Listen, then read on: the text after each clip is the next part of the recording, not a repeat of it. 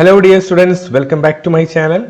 ഇന്നത്തെ വീഡിയോയിൽ നമ്മൾ ഡിസ്കസ് ചെയ്യാൻ പോകുന്നത് ഈ കഴിഞ്ഞ ഡിസംബറിൽ നടന്ന സെക്കൻഡ് ടേം +2 ജോഗ്രഫി എക്സാമിൻ്റെ ക്വസ്റ്റ്യൻ പേപ്പർ അനാലിസിസ് ആണ്. ഈ വരാൻ പോകുന്ന 2025 ബോർഡ് എക്സാമിന് ധാരാളം ചോദ്യങ്ങൾ റിപ്പീറ്റ് വരാൻ ചാൻസ് ഉള്ളത് സെക്കൻഡ് ടേം ക്വസ്റ്റ്യൻ പേപ്പേഴ്സിൽ നിന്നാണ്. മുൻ വർഷങ്ങളിലെല്ലാം അങ്ങനെയാണ് കണ്ടത്. അതുകൊണ്ട് തന്നെ നമുക്ക് ഈ വർഷവും അത് പ്രതീക്ഷിക്കാം. അതുകൊണ്ട് തന്നെ സെക്കൻഡ് ടേമിൻ്റെ ക്വസ്റ്റ്യൻ പേപ്പറിനെ പറ്റി നല്ലൊരു ധാരണ, അതിൻ്റെ ഉത്തരങ്ങൾ തെറ്റിപ്പോയിട്ടുണ്ടെങ്കിൽ അത് ശരി ഉത്തരങ്ങൾ ഏതെല്ലാമാണെന്ന് മനസ്സിലാക്കി പഠിക്കുന്നത് വളരെ നിർണായകമാണ്. വരുന്ന എക്സാമിന് എല്ലാ സബ്ജക്റ്റിനും ഇത് നിങ്ങൾക്ക് പ്രയോജനപ്പെടും. സെക്കൻഡ് ടേമിൻ്റെ ക്വസ്റ്റ്യൻ പേപ്പേഴ്സ് അനാലിസിസ് ചെയ്യുന്നത്. സോ നമുക്ക് ഓരോ സെക്ഷനിലെ ഉത്തരങ്ങൾ ഏതെല്ലാമാണെന്നൊക്കെ നോക്കി ഡിസ്കസ് ചെയ്യാം. ഫസ്റ്റ് സെക്ഷൻ എ എന്ന് പറയുന്നത് മുൻ വർഷങ്ങളിലെ പോലെ തന്നെ 1 മാർക്ക് ക്വസ്റ്റ്യൻസ് ആണ്. 6 ചോദ്യങ്ങളുണ്ട്. അത് 6 കമ്പൽസറി ആണ്. 6 ചോദ്യം അറ്റൻഡ് ചെയ്യണം. MCQ മൾട്ടിപ്പിൾ ചോയ്സ് ക്വസ്റ്റ്യൻസ് ആണ്. അപ്പോൾ തെറ്റിക്കരുത്. 4 ഓപ്ഷൻസ് ഉണ്ട്. കൃത്യമായ ഒരു ഉത്തരം തിരഞ്ഞെടുക്കുക. ഒന്നാമത്തെ ചോദ്യം, capability approach in human development is associated with. മാനവിക വികസനത്തിലെ കാര്യശേഷി സമീപനം ആരുമായി ബന്ധപ്പെട്ടതാണ് എന്നതാണ് ചോദ്യം. ഉത്തരം ഒരു സംശയവും വേണ്ട, ബി അമർത്യ സെൻ ആണ് ഉത്തരം. അപ്പോൾ മാനവിക വികസനത്തിലെ കാര്യശേഷി സമീപനം അമർത്യ സെന്നുമായി ബന്ധപ്പെട്ടതാണ്. കേപ്പബിലിറ്റി അപ്രോച്ച് എന്ന് കേൾക്കുമ്പോഴേ അമർത്യ സെൻ എന്ന് ഓർക്കുക. അതുപോലെ തന്നെ അതുമായി ബന്ധപ്പെട്ട് ചോദിക്കാവുന്ന മറ്റൊരു ചോദ്യം എന്ന് പറയുന്നത് ഏറ്റവും ഓൾഡസ്റ്റ് അപ്രോച്ച് ഏത് എന്നൊരു ചോദ്യം പ്രതീക്ഷിക്കാം. ഇത് ചോദിച്ച സ്ഥിതിക്ക് വേണമെങ്കിൽ വേറൊരു ചോദ്യം അപ്രോച്ചിൽ നിന്ന് ചോദിക്കാം. അത് ആ ഒരു ചോദ്യമാണ്. ഇൻകം അപ്രോച്ച് ആണ് അതിന്റെ ഉത്തരം. ഏറ്റവും ഓൾഡസ്റ്റ് അപ്രോച്ച്, പഴക്കം ചെന്ന സമീപനം ഏത് എന്ന് ചോദിച്ചാൽ ഉത്തരം ഇൻകം അല്ലെങ്കിൽ വരുമാന സമീപനം എന്നതാണ്. അതുപോലെ ചോദിക്കുന്ന മറ്റൊരു ചോദ്യമാണ് ഇന്റർനാഷണൽ ലേബർ ഓർഗനൈസേഷൻ, അന്താരാഷ്ട്ര തൊഴിൽ സംഘടനയുമായി ബന്ധപ്പെട്ട സമീപനം ഏത് എന്നും ചോദിക്കാം. അതും അതേ ടോപ്പിക്കിൽ നിന്നുള്ളൊരു ക്വസ്റ്റ്യൻ ആണ്. ഉത്തരം എന്ന് പറയുന്നത് ബേസിക് നീഡ്സ് അപ്രോച്ച് ആണ്. അടിസ്ഥാന ആവശ്യ സമീപനം ആണ് അതിന്റെ ഉത്തരം. അപ്പോൾ ഇതല്ലാതെ മറ്റ് 2 ചോദ്യങ്ങൾ ഇതാണ്. ഓൾഡസ്റ്റ് അപ്രോച്ച്, ഇൻകം അപ്രോച്ച്, ഏറ്റവും പഴക്കം ചെന്ന സമീപനം, വരുമാന സമീപനം, അന്താരാഷ്ട്ര തൊഴിൽ സംഘടനയുമായി ബന്ധപ്പെട്ട ഇന്റർനാഷണൽ ലേബർ ഓർഗനൈസേഷനുമായി ബന്ധപ്പെട്ട സമീപനം. ഉത്തരം ബേസിക് നീഡ്സ് അപ്രോച്ച്, അടിസ്ഥാന ആവശ്യ സമീപനമാണ്. രണ്ടാമത്തെ ചോദ്യം, which one of the following is A basic industry. താഴെ പറയുന്നവയിൽ അടിസ്ഥാന വ്യവസായം ഏത്? അടിസ്ഥാനം, ബേസിക് എന്ന് കേൾക്കുമ്പോഴേ എപ്പോഴും മനസ്സിലോട്ട് ഓർമ്മ വരേണ്ടത് അയൺ ആൻഡ് സ്റ്റീൽ അല്ലെങ്കിൽ അയൺ ഓർ ഇൻഡസ്ട്രി ആണ്. അപ്പൊ ഇവിടുത്തെ ഉത്തരം ബി ഇരുമ്പയിരാണ്. ഓക്കെ, കാരണം അയൺ ആൻഡ് സ്റ്റീൽ ഇൻഡസ്ട്രി അല്ലെങ്കിൽ അയൺ ഓർ ഇൻഡസ്ട്രി ഒക്കെ വിളിക്കുന്നത് മദർ ഓഫ് ഓൾ ഇൻഡസ്ട്രി എന്നാണ്. മാതൃ വ്യവസായം എന്നാണ്. മറ്റ് വ്യവസായങ്ങൾക്ക് അയൺ ആൻഡ് സ്റ്റീൽ ഇല്ലാതെ പറ്റില്ല. അതായത് അയൺ ആൻഡ് സ്റ്റീലിൽ നിന്നുള്ള ഔട്ട്പുട്ടുകൾ അല്ലെങ്കിൽ ആ പ്രൊഡക്റ്റ് ആണ് മറ്റ് വ്യവസായങ്ങളെ മുന്നോട്ട് പോകാൻ സഹായിക്കുന്നത്. ഇപ്പൊ എഞ്ചിൻ ആയിക്കോട്ടെ, ഈവൻ ഒരു നെയിൽ, ഒരു ആണി ആയിക്കോട്ടെ, എല്ലാം അല്ലെ അയൺ ആൻഡ് സ്റ്റീൽ ഇൻഡസ്ട്രിയുടെ ഔട്ട്പുട്ടുകളാണ്. അപ്പൊ അതുകൊണ്ട് ബേസിക് ഇൻഡസ്ട്രി, അടിസ്ഥാന വ്യവസായം എന്ന് പറയുന്നത് ഇരുമ്പയിര് വ്യവസായമാണ്. അടുത്തത് നാഷണൽ വാട്ടർവേ, ദേശീയ ജലപാതയുമായി ബന്ധപ്പെട്ട ഒരു ചോദ്യമാണ്. NW connects between Kollam and Kottappuram. 5 NWs ദേശീയ ജലപാതകൾ പഠിക്കാനുണ്ട്. അതിലെ 3ാമത്തതാണ് കൊല്ലം കോട്ടപ്പുറം. അതായത് നമ്മുടെ കേരളത്തിലൂടെ കടന്നു പോകുന്ന ദേശീയ ജലപാതയാണ് NW3. അപ്പോൾ ഉത്തരം സി NW3 ആണ്.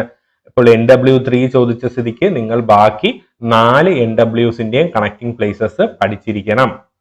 4ാമത്തെ ചോദ്യം, radio broadcasting started in India by radio club of Bombay in the year. ഏത് വർഷമാണ് റേഡിയോ ക്ലബ് ഓഫ് ബോംബെ ഇന്ത്യയിൽ റേഡിയോ സംരക്ഷണം ആരംഭിച്ചതെന്നാണ്.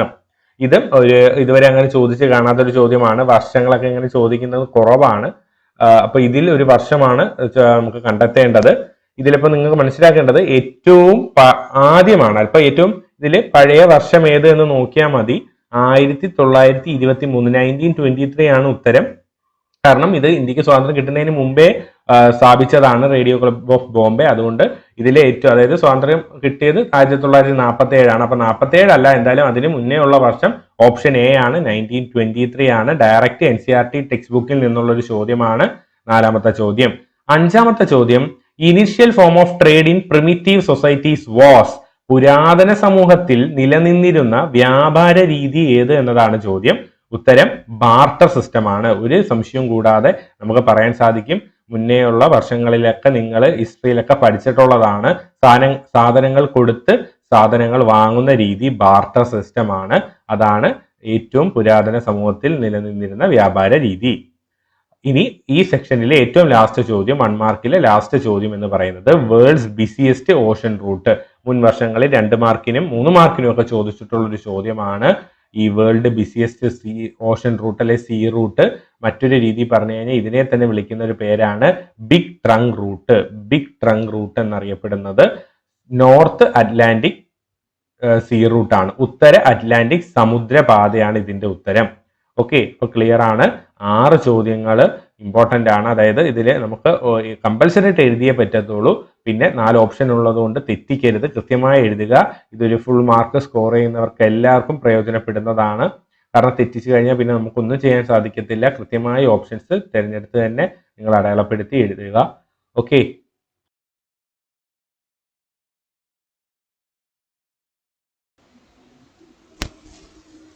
അടുത്ത സെക്ഷനിലോട്ട് പോകാം. മുൻ വർഷങ്ങളിലെ പോലെ തന്നെ സെക്ഷൻ ബി 2 മാർക്കിന്റെ ചോദ്യങ്ങളാണ്. 7 മുതൽ 18 വരെയുള്ള ചോദ്യങ്ങളിൽ 10 എണ്ണം, 12 ചോദ്യങ്ങളിൽ 10 എണ്ണം അറ്റൻഡ് ചെയ്താൽ മതി. 2 മാർക്ക് വെച്ച് 20 മാർക്കിന്റെ സെക്ഷനാണ് സെക്ഷൻ ബി എന്ന് പറയുന്നത്. 7ാമത്തെ ചോദ്യം, write any 2 sub fields of economic geography. സാമ്പത്തിക ഭൂമിശാസ്ത്രത്തിന്റെ ഏതെങ്കിലും 2 ഉപവിഭാഗങ്ങൾ എഴുതുക എന്നതാണ് ചോദ്യം. ഇതും ഡയറക്റ്റ് ടെക്സ്റ്റ് ബുക്കിൽ നിന്നുള്ള ഒരു ചോദ്യമാണ്. ബ്രാഞ്ചസ് സബ് ബ്രാഞ്ചസ് ഒക്കെ അതിനകത്ത് പറയുന്നുണ്ട്. അതിൽ എക്കണോമിക് ജോഗ്രഫിക്ക് ഉപശാഖകൾ വരുന്നുണ്ട്. നിങ്ങൾക്ക് ഇവിടെ എഴുതാൻ സാധിക്കുന്നത് geography of resource, geography of agriculture, geography of industries, geography of marketing, geography of tourism, geography of international trade. ഇതിലേതെങ്കിലും 2 എണ്ണം മാത്രം എഴുതിയാൽ മതി. ഇതേ കണക്ക് വേറെയും ഹ്യൂമൻ ജോഗ്രഫിയുടെ സബ് ബ്രാഞ്ചുകൾക്ക് സബ് ഫീൽഡുകൾ വരുന്നുണ്ട്. അതുകൂടി ഒന്ന് നോക്കി പഠിക്കുക. സോഷ്യൽ ജോഗ്രഫി, പൊളിറ്റിക്കൽ ജോഗ്രഫിക്കൊക്കെ സബ് ബ്രാഞ്ചുകൾ വരുന്നുണ്ട്. അപ്പൊ അതൊന്ന് നോക്കി പഠിക്കുക. സ്കോപ്പ് ഓഫ് ഹ്യൂമൻ ജോഗ്രഫി എന്ന് പറയുന്ന ടോപ്പിക്കിൽ ഫസ്റ്റ് ചാപ്റ്ററിൽ വരുന്നതാണ്. പാർട്ട് 1 ഫസ്റ്റ് ചാപ്റ്ററിൽ വരുന്നതാണ് ഈ ഒരു ടോപ്പിക്ക്. അപ്പോൾ ഇതൊന്ന് നോക്കി വെക്കുക. ഇതിനു മുന്നേ വർഷങ്ങളിലും ഇതേപോലെ ചോദിച്ചിട്ടുണ്ട്. 8ാമത്തെ ചോദ്യം, distinguish between emigration and immigration. വീണ്ടും റിപ്പീറ്റ് ക്വസ്റ്റ്യൻ ആണ് 8ാമത്തെ ചോദ്യം. മുൻ വർഷങ്ങളിലെല്ലാം റിപ്പീറ്റ് വന്നിട്ടുള്ളതാണ് ഇമിഗ്രേഷനും എമിഗ്രേഷനും. മുൻ വർഷങ്ങളിൽ ഇമിഗ്രന്റ് ആരാണ്, എമിഗ്രന്റ് ആരാണ് എന്ന് ചോദിക്കാറുണ്ട്. ഇതിന്റെ മലയാളം കൂടി അറിഞ്ഞിരിക്കുക. കാരണം നമ്മൾ ഇപ്പുറത്തെ സെക്ഷൻ ബിയിലെ മലയാളത്തില് ഇത് കറക്റ്റ് ഇംഗ്ലീഷിന്റെ തർജിമ ചെയ്തങ്ങ് മലയാളം കൊടുത്തിരിക്കുകയാണ്. പക്ഷെ ഇതിന്റെ എക്സാക്ട് മലയാളം എന്ന് പറയുന്നത് ആഗമന കുടിയേറ്റവും നിർഗമന കുടിയേറ്റവുമാണ്.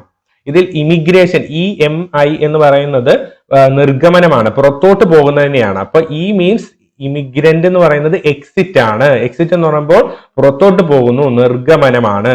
അങ്ങനെയാണെങ്കിൽ IMMI എന്ന് പറയുന്ന അല്ലെങ്കിൽ ഇമിഗ്രേഷൻ എന്ന് നമ്മൾ പറയുന്നത് ഇങ്ങോട്ട് വരുന്നതിനെയാണ്.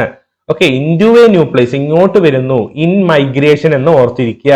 അല്ലെങ്കിൽ ആഗമന കുടിയേറ്റം എന്നാണ് ഇമിഗ്രേഷനെയും. എക്സിറ്റ് എമിഗ്രേഷൻ EMI എന്ന് തുടങ്ങുന്നത്, എമിഗ്രേഷൻ എന്ന് പറയുന്നത് നിർഗമന കുടിയേറ്റവുമാണ്. ഇത് നടത്തുന്നവരെ ഇമിഗ്രന്റ് എന്നും എമിഗ്രന്റ് എന്നും പറയുന്നുണ്ട്.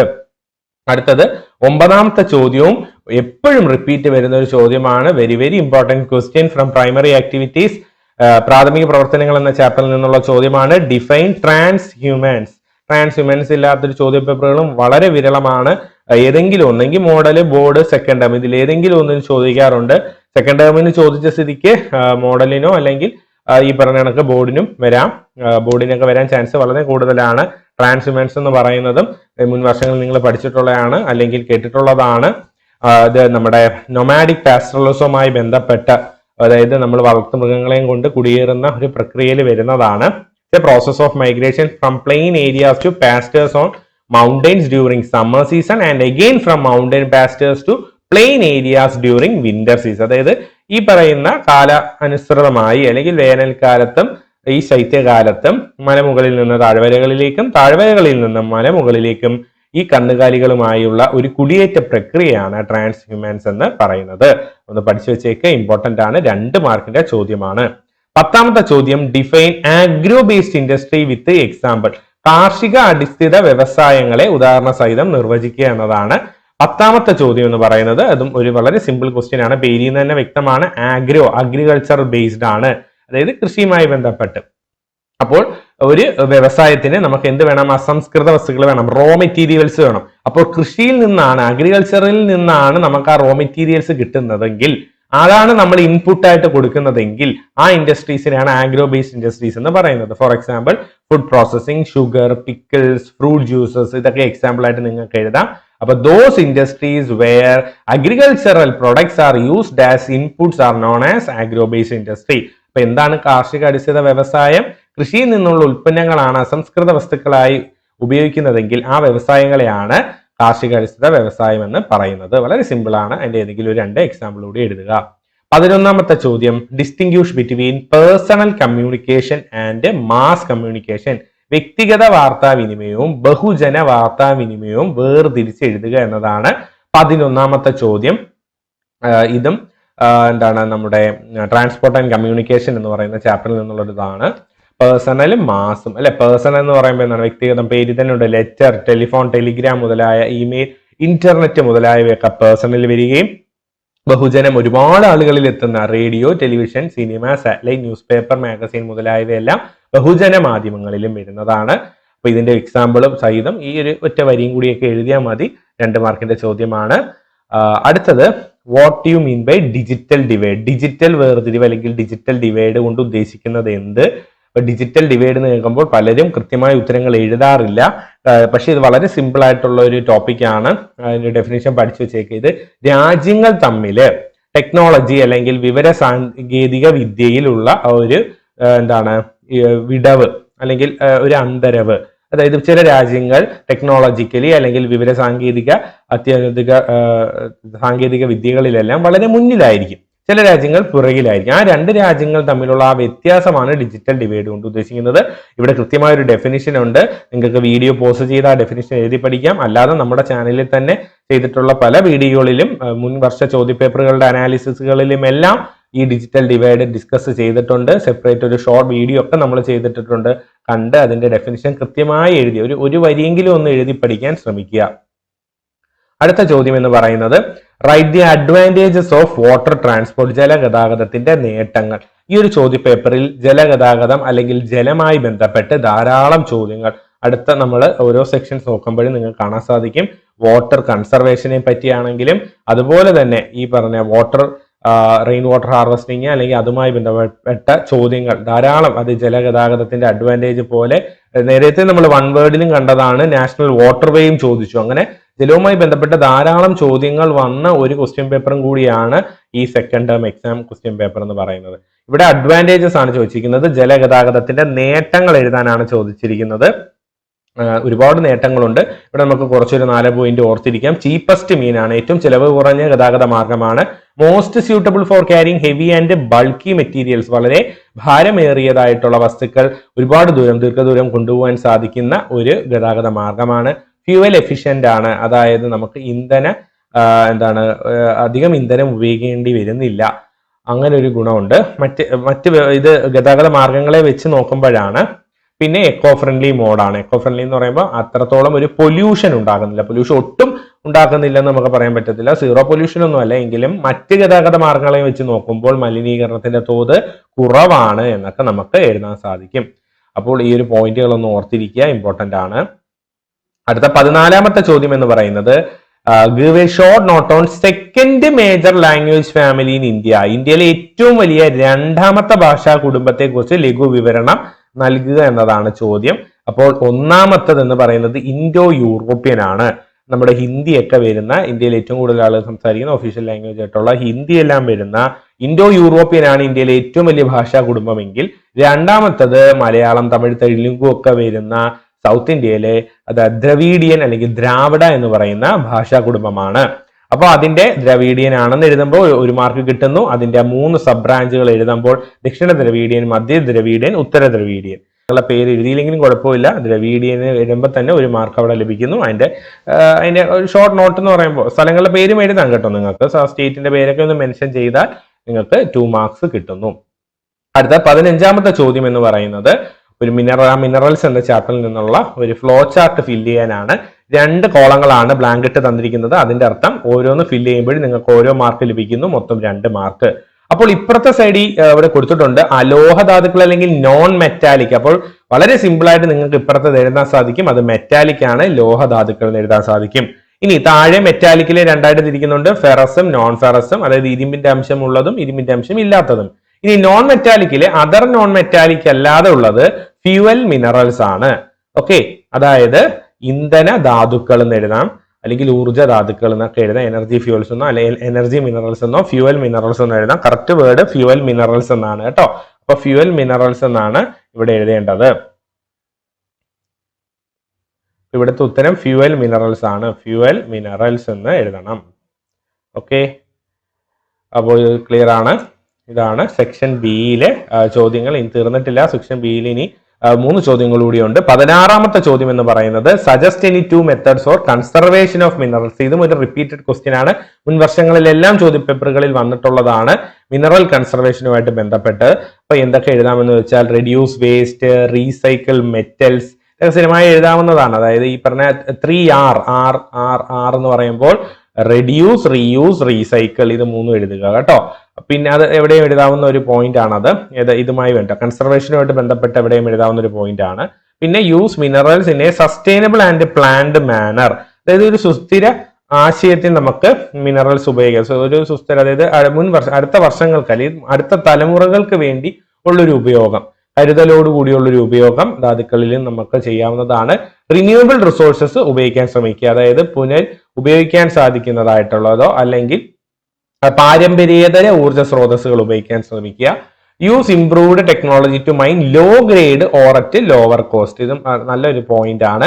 അതായത് ഒരുപാട് പണം ചെലവഴിച്ചും ഒരുപാട് സാങ്കേതിക വിദ്യകൾ ഉപയോഗിച്ചും ധാതുക്കൾ കുഴിച്ചെടുക്കാതെ ഇംപ്രൂവ്ഡ് ടെക്നോളജി, അതായത് കുറച്ചുകൂടി മെച്ചപ്പെട്ട സാങ്കേതിക വിദ്യകൾ ഉപയോഗിച്ച് എന്ത് ചെയ്യുക, ഖനനം നടത്തുക. അപ്പൊ നമുക്ക് അത്രത്തോളം ചെലവ് കുറഞ്ഞിരിക്കുകയും അപ്പൊ ലോവർ കോസ്റ്റ് ഓർ, അതായത് ഇപ്പൊ ലോ ഗ്രേഡ് ഓർ, അതായത് വളരെ മൂല്യമില്ലാത്ത, അതായത് ക്വാളിറ്റി ഇല്ലാത്ത, ഗുണമേന്മ ഇല്ലാത്ത ഒരു അയിരാണ് നമ്മൾ കുഴിച്ചെടുക്കുന്നെങ്കിൽ നമ്മൾ ഒരുപാട് തുക അതിന് ഇൻവെസ്റ്റ് ചെയ്തിട്ട് കാര്യമില്ലല്ലോ. അപ്പോൾ അതുകൊണ്ട് ഇംപ്രൂവ്ഡ് ടെക്നോളജി ഉപയോഗിച്ച് കഴിഞ്ഞാൽ നമുക്ക് ലോ കോസ്റ്റ് അല്ലെങ്കിൽ ചീപ്പ് കോസ്റ്റിന് നമുക്ക് low grade iron ore excavate ചെയ്തെടുക്കാൻ സാധിക്കും. ഇങ്ങനെയുള്ള പോയിന്റ്, ഇതിപ്പോ ഒരു 6ഓളം പോയിന്റ് ഉണ്ട്. അതിൽ ഏതെങ്കിലും ഒരു 4 പോയിന്റ് എളുപ്പമുള്ള ഈ റെഡ്യൂസ്, റീയൂസ്, റീസൈക്കിൾ ഒക്കെ നിങ്ങൾക്ക് 3 പോയിന്റ് ആയിട്ട് തന്നെ എഴുതാൻ സാധിക്കും. അടുത്ത 17ാമത്തെ ചോദ്യം എന്ന് പറയുന്നത് suggest any 2 methods to control water pollution. കണ്ടോ, വീണ്ടും ജലവുമായി ബന്ധപ്പെട്ട്, വാട്ടറുമായി ബന്ധപ്പെട്ട ഒരു ക്വസ്റ്റ്യൻ ചോദിച്ചേക്കുകയാണ്. ജലമലിനീകരണം തടയാനുള്ള ഏതെങ്കിലും 2 മാർഗങ്ങൾ. ഒരുപാട് മാർഗങ്ങളുണ്ട് അല്ലെ. അതിൽ നമുക്ക് ഏതെങ്കിലും, ഇതിൽ ഇപ്പൊ വീണ്ടും ഒരു 5ഓളം പോയിന്റ് കൊടുത്തിട്ടുണ്ട്. ഏതെങ്കിലും 2 എഴുതിയാൽ മതി.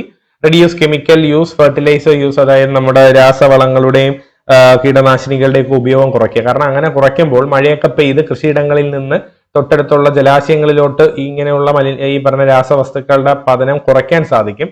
പിന്നെ വേസ്റ്റ് ഡിസ്പോസൽ, അത് എവിടെ എഴുതാവുന്ന ഒരു പോയിന്റ് ആണ്. വേസ്റ്റിന്റെ, അതായത് മലിനീകരണം, ജലങ്ങളിൽ മാലിന്യങ്ങൾ നിക്ഷേപിക്കാതിരിക്കുക അല്ലെങ്കിൽ തള്ളാതിരിക്കുക. പിന്നെ റെഡ്യൂസ് വാട്ടർ കൺസപ്ഷൻ, ഉപയോഗം കുറയ്ക്കുക, അമിതമായുള്ള ഉപയോഗം കുറയ്ക്കുക. റെഡ്യൂസ് റൺ ഓഫ്, അതായത് നീരൊഴുക്ക് തടയുക. അങ്ങനെ ഒരുപാടുള്ള മഴയൊക്കെ പെയ്ത് എല്ലാ വെള്ളവും അങ്ങ് ഒലിച്ചു പോകാതെ കുറേയൊക്കെ എവിടെ താഴാനായിട്ട് നമ്മൾ അനുവദിക്കണം, മണ്ണിൽ താഴാൻ അനുവദിക്കണം. അപ്പൊ അങ്ങനെയുള്ള പോയിന്റുകളൊക്കെ എഴുതാവുന്നതാണ്. ഇത് ഒരു ജനറൽ ചോദ്യമാണ്. ഈ 2 16, 17 എന്നൊക്കെ പറയുന്നത് ഈവൻ നിങ്ങൾ ഇപ്പൊ ടെക്സ്റ്റ് ബുക്കിൽ ഇതൊരു പോയിന്റ് ആയിട്ട് പഠിച്ചില്ലെങ്കിലും ജനറൽ ആയിട്ട് നിങ്ങളുടെ ഒരു കാഴ്ചപ്പാടിൽ നിങ്ങൾക്ക് എഴുതാവുന്ന കുറച്ച് ചോദ്യങ്ങളാണ്. ഇതൊക്കെ ജനറൽ ക്വസ്റ്റ്യൻസ് ആണ്, പൊതുവായി ചോദിക്കാവുന്ന ചോദ്യങ്ങളാണ് ഇവയെല്ലാം. ഇവയൊക്കെ അതുകൊണ്ട് തന്നെ അടുത്ത എക്സാംസിനൊക്കെ റിപ്പീറ്റ് വരാനും ചാൻസ് ഉള്ളതാണ് 16, 17. ഇനി 18 എന്ന് പറയുന്നത് ഇത് അങ്ങനെ അധികം ചോദിച്ച് കാണാത്തൊരു ചോദ്യം. ബിഗ് ഇഞ്ച് ഇതിനു മുമ്പ് ചോദിച്ചിട്ടുണ്ട് 1 വേർഡിനൊക്കെ, പക്ഷെ ഓറിയന്റ് എക്സ്പ്രസ് ഒന്നും അങ്ങനെ ചോദിച്ച് കണ്ടിട്ടില്ല. പക്ഷെ ഈ വർഷം ചോദിച്ചു. Compare big inch and Orient Express. രണ്ടും ഒരു ഗതാഗത മാർഗമാണെന്ന് മനസ്സിലാക്കുക. കാരണം എക്സ്പ്രസ് എന്ന് കാണുമ്പോഴേ മനസ്സിലായിക്കോണം അതൊരു ട്രെയിൻ സർവീസ് ആണ്. ഓറിയന്റ് എക്സ്പ്രസ് അപ്പോൾ എന്താണ്, ഒരു റെയിൽവേ സർവീസ് ആണ്. എക്സ്പ്രസ് എന്നൊക്കെ നമ്മൾ സാധാരണ അല്ലേ നമ്മുടെ നാട്ടിലൊക്കെ ഓടുന്ന ട്രെയിനുകളെയാണല്ലോ എക്സ്പ്രസ് എന്ന് വിളിക്കാറുള്ളത്. അപ്പോൾ ഓറിയന്റ് എക്സ്പ്രസ് ഒരു ട്രെയിൻ അല്ലെങ്കിൽ ഒരു റെയിൽവേ ഗതാഗത മാർഗമാണെന്നും അതൊരു 2 സ്ഥലങ്ങളെ ബന്ധിപ്പിക്കുന്നതാണെന്നും മനസ്സിലാക്കുക. ഇനി ബിഗ് ഇഞ്ച് നിങ്ങൾ അധികം കേട്ടിട്ടുള്ളതായിരിക്കും, പക്ഷെ ടെക്സ്റ്റ് ബുക്ക് വായിക്കുമ്പോൾ അതിലുണ്ട്. പൈപ്പ് ലൈൻ ആണ്, ലോകത്തിലെ ഏറ്റവും വലിയ പൈപ്പ് ലൈൻ ആണ് ബിഗ് ഇഞ്ച് എന്ന് പറയുന്നത്. അപ്പൊ ഓറിയന്റ് എക്സ്പ്രസ് എന്ന് പറയുന്നത് നമ്മുടെ യൂറോപ്പിലെ പാരീസ് മുതൽ ഇസ്താംബുൾ വരെ, ടർക്കിയുടെ തലസ്ഥാനമായ ഇസ്താംബുൾ വരെയാണ്. പാരീസ് എവിടാണ്, ഫ്രാൻസിലാണ്. അപ്പൊ ഫ്രാൻസ് മുതൽ ടർക്കി വരെ, അതായത് തുർക്കി വരെ പോകുന്ന ഒരു ട്രെയിൻ സർവീസ് ആണ് ഓറിയന്റ് എക്സ്പ്രസ്. സ്ഥലങ്ങളുടെ പേര് ഇടയിലുള്ളത് പഠിക്കേണ്ട, പക്ഷെ കണക്റ്റിംഗ് പ്ലേസസ് പഠിക്കണം. പിന്നെ ചീഫ് എക്സ്പോർട്ട് എന്ന് പറയുന്നത് cheese, bacon, oats, wine, fruits ഒക്കെയാണ്.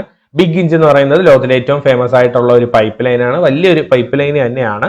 ഇതുവഴി പെട്രോളിയം ആണ് കൂടുതലും കൊണ്ടുപോകുന്നത്. എവിടെ കണക്ട് ചെയ്യുന്നു എന്ന് പറഞ്ഞാൽ ഗൾഫ് ഓഫ് മെക്സിക്കോയെ നോർത്ത് ഈസ്റ്റേൺ സ്റ്റേറ്റ്സിലൂടെ, അതായത് അപ്പൊ അമേരിക്ക, സെൻട്രൽ അമേരിക്കയെ കണക്ട് ചെയ്യുന്ന ഒരു പൈപ്പ് ലൈൻ ആണെന്ന് മനസ്സിലാക്കുക. അപ്പോൾ ഇതൊരു റെയിൽവേ ആണെന്നും പൈപ്പ് ലൈൻ എന്ന് എഴുതുമ്പോൾ തന്നെ നിങ്ങൾക്ക് അവിടെ 2 വാല്യൂ പോയിന്റ് ആയി. അത് നമുക്ക് സ്കോർ ചെയ്യാനായിട്ടുള്ള ഒരു മാർക്ക് ആവുന്നു. പിന്നെ അതിനെപ്പറ്റി ഒരു വരിയും കൂടി എഴുതുമ്പോൾ ഫുൾ മാർക്ക് ലഭിക്കുന്നു. ഈവൻ നിങ്ങൾക്ക് ഇവിടെ 12 ചോദ്യത്തിൽ 10 എഴുതിയാൽ മതി. അപ്പൊ നിങ്ങൾക്ക് ഇൻ കേസ് എന്തെങ്കിലും ഡൗട്ട് ഉണ്ടെങ്കിൽ സ്കിപ്പ് ചെയ്യാം. അടുത്തത് സെക്ഷൻ സി ആണ്. 19 മുതൽ 26 വരെയുള്ള ചോദ്യങ്ങളാണ്. 3 മാർക്കാണ് ഓരോ ചോദ്യത്തിനും ഉള്ളത്. 6 ചോദ്യങ്ങൾ അറ്റൻഡ് ചെയ്താൽ മതി. അതായത് ഇവിടെ 8 ചോദ്യങ്ങളുണ്ട്. അവിടെ 2 എണ്ണം നിങ്ങൾക്ക് സ്കിപ്പ് ചെയ്യാം, അല്ലെങ്കിൽ നിങ്ങൾക്ക് ഓർ ചോദ്യങ്ങളായിട്ട് വരുന്നുണ്ട്. അപ്പോൾ നിങ്ങൾ അതിൽ ഏറ്റവും എളുപ്പമുള്ള 6 എണ്ണം അറ്റൻഡ് ചെയ്യാൻ ശ്രമിക്കുക. ഫസ്റ്റ് ക്വസ്റ്റ്യൻ എന്ന് പറയുന്നത് വീണ്ടും എക്കണോമിക്സിലൊക്കെ നിങ്ങൾ പഠിച്ചിട്ടുള്ള ഒരു ചോദ്യമാണ്. ഗ്രീൻ റെവല്യൂഷനുമായി ബന്ധപ്പെട്ട ഒരു ചോദ്യമാണ്. ഇന്ത്യയിലെ ഹരിത വിപ്ലവത്തെ കുറിച്ച് എഴുതുക എന്നതാണ്.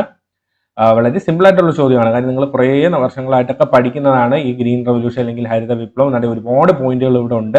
അപ്പോൾ നിങ്ങൾ എക്കണോമിക്സിലൊക്കെ പഠിച്ച് വെച്ചിട്ടും അല്ലാതെയൊക്കെ നിങ്ങൾ ഈ 3 വർഷങ്ങളിലോ ഈ വർഷമൊക്കെ പഠിച്ചത് വെച്ചിട്ട് നിങ്ങൾക്ക് എഴുതാവുന്നതാണ്. ഈ പോയിന്റുകളൊക്കെ ഇൻക്ലൂഡ് ചെയ്യാൻ ശ്രമിക്കുക. ഹൈ ഈൽഡിംഗ് വെറൈറ്റി, അത്യുൽപാദന ശേഷിയുള്ള വിത്തുകളുടെ കാര്യം എഴുതാം, ഇറിഗേഷൻ ജലസേചനം എഴുതാം, പെസ്റ്റിസൈഡ് ഫെർട്ടിലൈസേഴ്സ് അതായത് കീടനാശിനികളുടെയും രാസവളങ്ങളുടെയും ഉപയോഗത്തെ പറ്റിയൊക്കെ എഴുതാം. ഇത് ഇന്ത്യയിലെ 1960കളിലാണ് കൊണ്ടുവന്നത്. പഞ്ചാബ്, ഹരിയാന, വെസ്റ്റേൺ ഉത്തർപ്രദേശ് മുതലായ സംസ്ഥാനങ്ങളിലാണ്. ഫാദർ ഓഫ് ഗ്രീൻ റെവല്യൂഷനെ പറ്റി എഴുതാം, MS സ്വാമിനാഥൻ സാറാണ്. അപ്പോൾ അതിനെപ്പറ്റിയൊക്കെ എഴുതാൻ ശ്രമിക്കുക. ഒരുപാട് പോയിന്റുകൾ നിങ്ങൾക്ക് ഇൻക്ലൂഡ് ചെയ്യാം. ഇത് 3 മാർക്കിന്റെ ചോദ്യമാണ്. അതുകൊണ്ട് തന്നെ ഒരു മിനിമം 6 പോയിന്റോ അല്ലെങ്കിൽ ഒരു ചെറിയ പാരഗ്രാഫ് എങ്കിലും എഴുതാൻ ശ്രമിക്കുക. അടുത്ത 20ാമത്തെ ചോദ്യം എന്ന് പറയുന്നത് വാട്ടർ കൺസർവേഷൻ. വീണ്ടും കണ്ടോ, ജലവുമായി ബന്ധപ്പെട്ട് മറ്റൊരു ചോദ്യം. അപ്പോൾ ഇതുവരെ നമ്മൾ 3 ചോദ്യങ്ങളോളം കണ്ടിട്ടുണ്ട്. അപ്പോൾ വീണ്ടും വാട്ടർ കൺസർവേഷനുമായിട്ട് ബന്ധപ്പെട്ട ഒരു ചോദ്യമാണ്. ഇന്ത്യയിലെ ജല സംരക്ഷണത്തിന്റെ ആവശ്യകത, നീഡിനെ പറ്റിയാണ് ചോദിച്ചിരിക്കുന്നത്.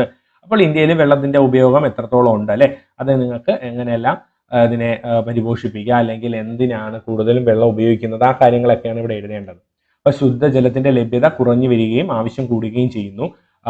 നീർത്തട വികസനം, അതായത് നമ്മുടെ water shed development, rain water harvesting അതായത് മഴവെള്ള കൊയ്ത്ത്, വെള്ളത്തിന്റെ പുനരുപയോഗം, വാട്ടർ റീസൈക്ലിംഗ് ആൻഡ് റീയൂസ്, ജലത്തിന്റെ ദുർവിനിയോഗം, അതായത് കൺജക്റ്റീവ് യൂസ് ഓഫ് വാട്ടർ, ഇതെല്ലാം ഇതിനെ പറ്റിയൊക്കെ ഒന്ന് എഴുതുക.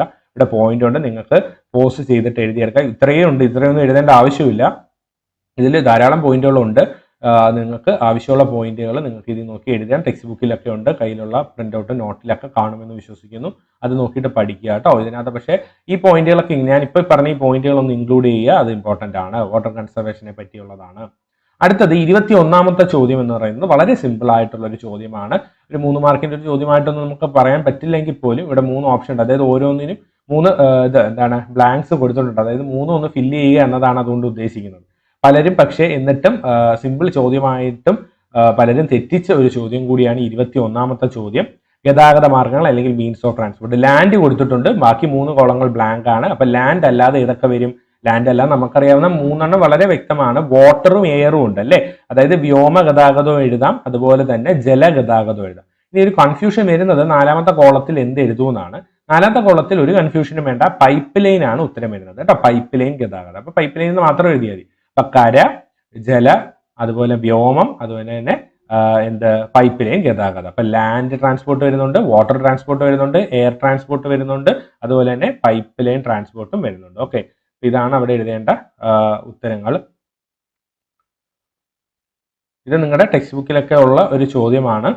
മീൻസ് ടെക്സ്റ്റ് ബുക്കിൽ ഈ ഒരു ട്രാൻസ്പോർട്ട് കമ്മ്യൂണിക്കേഷൻ അത് ഈ സെയിം ഇത് NCERT ടെക്സ്റ്റ് ബുക്കിൽ കൊടുത്തിട്ടുണ്ട്. അതുകൊണ്ടാണ് ഇങ്ങനെ ഒരു ചോദ്യം നമുക്ക് കാണാൻ സാധിച്ചത്. 22ാമത്തെ ചോദ്യം എന്ന് പറയുന്നത് write the major components of population change. ജനസംഖ്യ മാറ്റത്തിന്റെ ഘടകങ്ങളാണ്. ഇതും വളരെ ഡയറക്റ്റ് സിമ്പിൾ ചോദ്യമാണ്.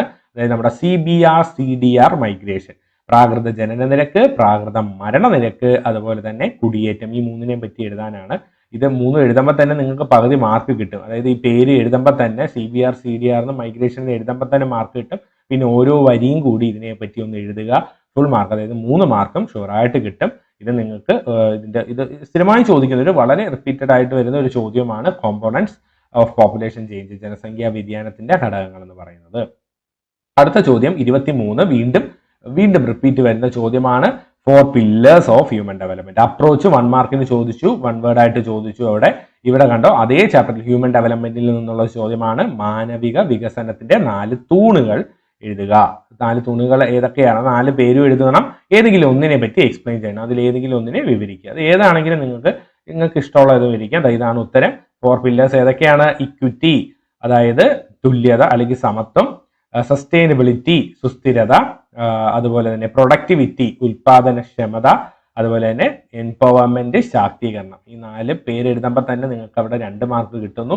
ഒന്നിനെ പറ്റി വിവരിക്കുകയും കൂടി ചെയ്യണം. ഏതെങ്കിലും ഒന്ന് നിങ്ങൾക്ക് ഏതാണോ എളുപ്പം അതിനെപ്പറ്റി വിവരിക്കുക. അതായത് വിവരിക്കുക എന്ന് പറഞ്ഞാൽ ആ ഒരു വരി 1-2 വരിയെ വരുന്നുള്ളൂ എല്ലാത്തിലും. അതൊന്ന് നിങ്ങൾ വൃത്തിക്കൊന്ന് പഠിച്ചു വെച്ചേക്കുക. സ്ഥിരമായി ചോദിക്കുന്ന ഒരു ചോദ്യമാണ്.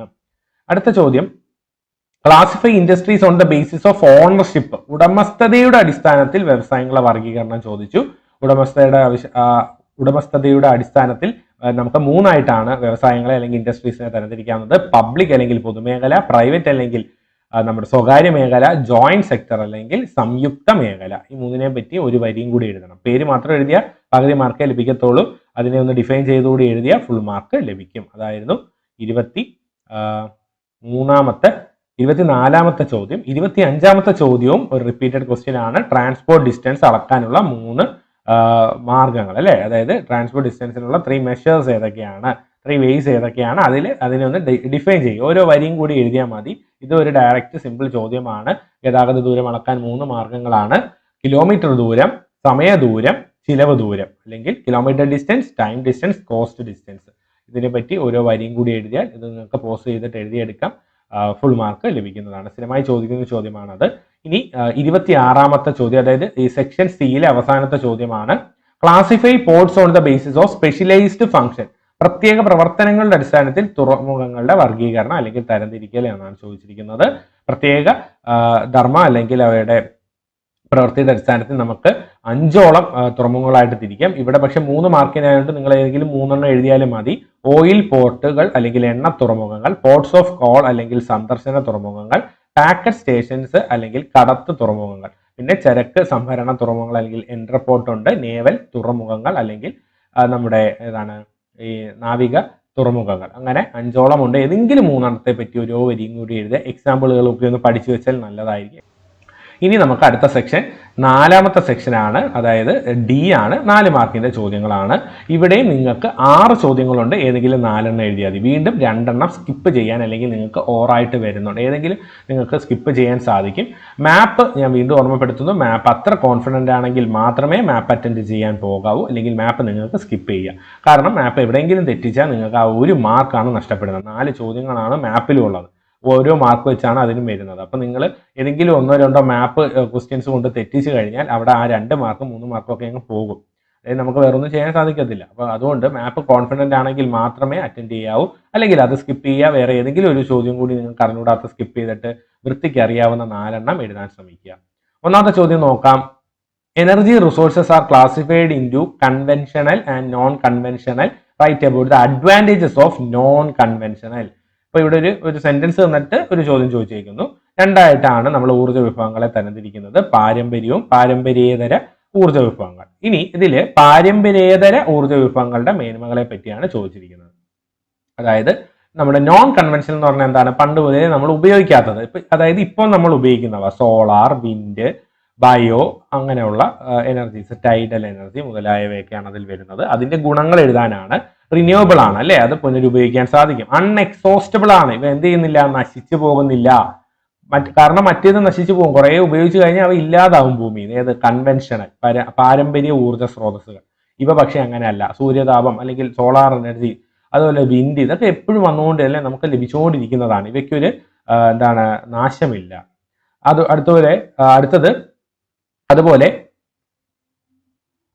അതുപോലെ അടുത്ത point non need of conserve. ഇവരെ നമ്മൾ സംരക്ഷിക്കേണ്ട ആവശ്യമില്ല. പിന്നെ പൊല്യൂഷൻ ഫ്രീ ആണ്, അതായത് ഇവയ്ക്ക് അധികം മലിനീകരണം ഇല്ല. പിന്നെ എക്കോ ഫ്രണ്ട്ലി ആണ്, പരിസ്ഥിതി സൗഹാർദ്ദമാണ്. അവൈലബിലിറ്റി ഇൻ അബൻഡന്റ്, അതായത് ധാരാളമായി നമുക്ക് പ്രകൃതിയിൽ നിന്ന് ലഭിക്കുന്നു. ഇവയെ വിളിക്കുന്ന ഒരു പേര് അതുകൊണ്ട് തന്നെ ദ എനർജി ഓഫ് ഫ്യൂച്ചർ, അതായത് ഭാവിയുടെ ഊർജം എന്നാണ് ഇവയെല്ലാം നമ്മൾ വിളിക്കുന്നത് കേട്ടോ. അപ്പൊ ഇങ്ങനെയുള്ള ഒരുപാട് പോയിന്റ് 4 മാർക്കിൻ്റെതായതുകൊണ്ട് ഇതിനെയൊക്കെ ഒരു വരിയൊക്കെ വെച്ചൊന്ന് ഡിഫൈൻ ചെയ്യുകയോ അല്ലെങ്കിൽ ഒരു വലിയ ഒരു പുറം വരുന്ന അല്ലെങ്കിൽ ഒരു അരപ്പുറം വരുന്ന ഒരു പാരഗ്രാഫായിട്ടൊക്കെ എഴുതാനും കൂടി ശ്രമിക്കുക. ഇതിപ്പോ എക്സാമ്പിൾസ് ഒന്നുമില്ല. നിങ്ങൾക്ക് non energy resources, wind, solar ഒക്കെ ആണെന്നൊക്കെ പറഞ്ഞ് എഴുതുമ്പോൾ അതൊരു നല്ലൊരു ഉത്തരമായി മാറും. അങ്ങനെ എഴുതാൻ ശ്രമിക്കുക.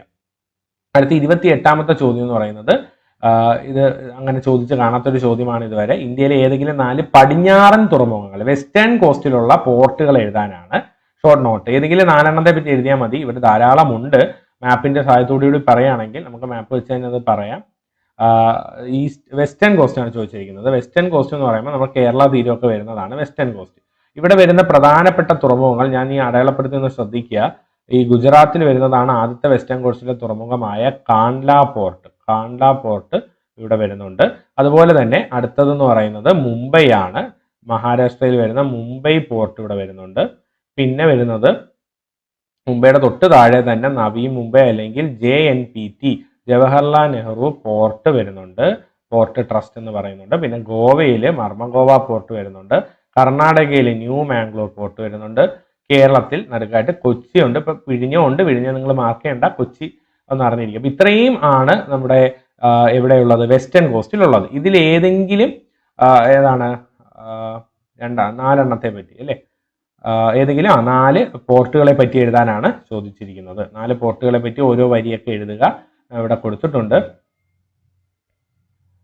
28 കണ്ടോ. ഇവിടെ 4 പോർട്ടുകളെ പറ്റി കൊടുത്തിട്ടുണ്ട്. നിങ്ങൾക്ക് പോസ് ചെയ്തിട്ട് ഈ പോയിന്റുകൾ എഴുതിയെടുക്കാവുന്നതാണ്. Kandla Mumbai Jawaharlal Nehru port Marmagao port. ഇത് ഏതൊക്കെ സ്ഥലത്ത് നിന്നൊക്കെ എഴുതുമ്പോൾ തന്നെ ഒരു പോയിന്റ് ആയി. പിന്നെ അതിനകത്ത് അവിടുത്തെ മറ്റെന്തെങ്കിലും പ്രത്യേകത ഉണ്ടെങ്കിൽ അതൊക്കെ ഒന്ന് എഴുതി കഴിഞ്ഞാൽ നിങ്ങൾക്ക് ഒരു വാല്യൂ, ഒരു നല്ലൊരു ഉത്തരമായിട്ട് മാറും. ഇനി ഇൻ കേസ് നിങ്ങൾക്ക് എന്തെങ്കിലും സംശയം ഉണ്ടെങ്കിൽ ആ ചോദ്യം നിങ്ങൾക്ക് സ്കിപ്പ് ചെയ്യാവുന്നതാണ്. കാര്യം മുകളിലത്തെ ചോദ്യമൊക്കെ വളരെ ഈസി ആയിട്ടുള്ള ചോദ്യമാണ്. 28 നിങ്ങൾക്ക് ഇൻ കേസ് എന്തെങ്കിലും ഡൗട്ട് ഉണ്ട്, പെട്ടെന്ന് ഓർമ്മ വരുന്നില്ല, ഇനി ഈസ്റ്റേൺ കോസ്റ്റ് ആണ് അടുത്ത എക്സാമിന് ചോദിക്കുന്നെങ്കിൽ പോലും പെട്ടെന്ന് ഓർമ്മ വന്നില്ലെങ്കിൽ നിങ്ങൾക്ക് അതിനും സ്കിപ്പ് ചെയ്യാനുള്ള ഓപ്ഷൻ ഉണ്ട് കേട്ടോ. കാരണം ഏതെങ്കിലും 4 എഴുതിയാൽ മതി, 6 ഉണ്ട് അതിൽ. ഇനി 29ാമത്തെ ചോദ്യം മുൻവർഷങ്ങളിൽ ചോദിച്ചിട്ടുള്ള വളരെ എളുപ്പമായിട്ടുള്ള ഒരു ചോദ്യമാണ്. സൂയിസ് കനാലിനെയും പനാമ കനാലിനെയും തമ്മിൽ വേർതിരിച്ച് എഴുതുക അല്ലെങ്കിൽ ലഘു കുറിപ്പ് എഴുതുക എന്നതാണ്. ഇതിനൊരു ചിത്രം വെച്ചിട്ടൊക്കെ ചോദിക്കാറുണ്ട്. സൂയിസ് കനാലിന്റെ പനാമ കനാലിന്റെ മാപ്പ് തന്നിട്ട് ഇത് ഏത് കനാലാണെന്നും അതിന്റെ സവിശേഷത അങ്ങനെയൊക്കെ ഒരു ഇൻഡയറക്റ്റ് ആയിട്ട് ചോദിക്കും. അതുകൊണ്ട് ഇവിടെ ഉത്തരം കിടപ്പുണ്ട്. നിങ്ങൾക്ക് പോസ് ചെയ്തിട്ട് ഉത്തരം എഴുതിയെടുക്കാം. നിങ്ങളുടെ കയ്യിലുള്ള നോട്ട് വെച്ചിട്ടൊക്കെ പഠിക്കാം. വളരെ ഡയറക്റ്റ് ആയിട്ടുള്ളൊരു ക്വസ്റ്റ്യൻ ആണ്. രണ്ടിനെയും പറ്റി താരതമ്യം ചെയ്ത് എഴുതുക എന്നത്. അടുത്ത ചോദ്യം എന്ന് പറയുന്നത് സബ്സിസ്റ്റൻസ്, പ്രിമിറ്റീവ് സബ്സിസ്റ്റൻസ് അഗ്രികൾച്ചറിനെയും പ്ലാന്റേഷൻ അഗ്രികൾച്ചറിനെയും തമ്മിൽ എന്താണ് ഒരു കുറിപ്പ് എഴുതുക അല്ലെങ്കിൽ വേർതിരിച്ച് എഴുതുക എന്നതാണ്.